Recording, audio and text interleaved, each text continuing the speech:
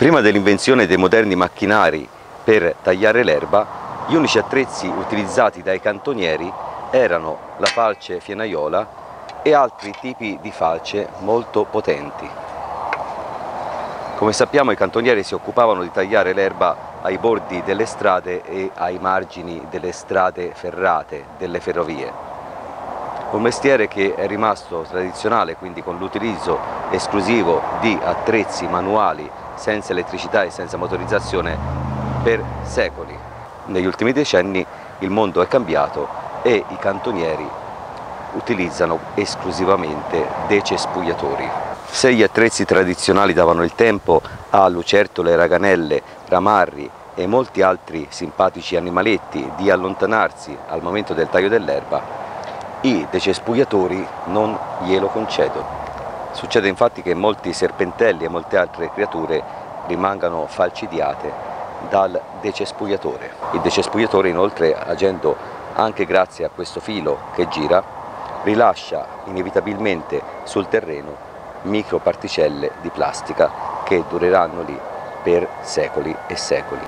Gli antichi cantonieri quindi svolgevano una professione completamente compatibile, assolutamente non inquinante e rispettosa di tutti gli esseri viventi.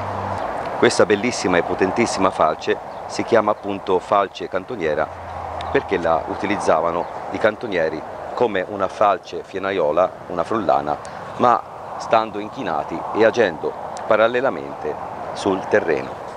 Come si vede, ha un'impugnatura molto lunga che le conferisce una notevole forza, una sorprendente forza, e la rende in grado di tagliare l'erba esattamente come un decespugliatore, ovviamente con un po' di fatica. Come ogni falce, anche questa necessita solo di un intervento, una affilatura costante con la pietra cote.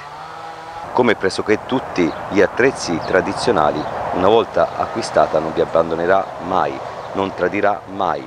Non correrete il rischio che non parta, che finisca la benzina, che si scarichi la batteria. Andiamo a vedere la tecnica per utilizzarla e mettiamola alla prova contro dell'erba alta così. Il principio su cui si basa questo tipo di falce è lo stesso identico della frullana, della falce fienaiola, ovvero rotazione e taglio. L'impugnatura lunga dà modo di esercitare una notevole forza che, grazie anche al filo, taglierà l'erba in maniera egregia. Quindi il movimento da svolgere è questo: tracciare un semicerchio. La posizione da assumere, come vedete, è questa: bisogna stare inchinati al suolo, quasi a rispettare la dea Gaia. Questo tipo di falce agisce egregiamente sull'erbetta alta e sull'erba altissima, non la ferma niente, non la ferma nessuno.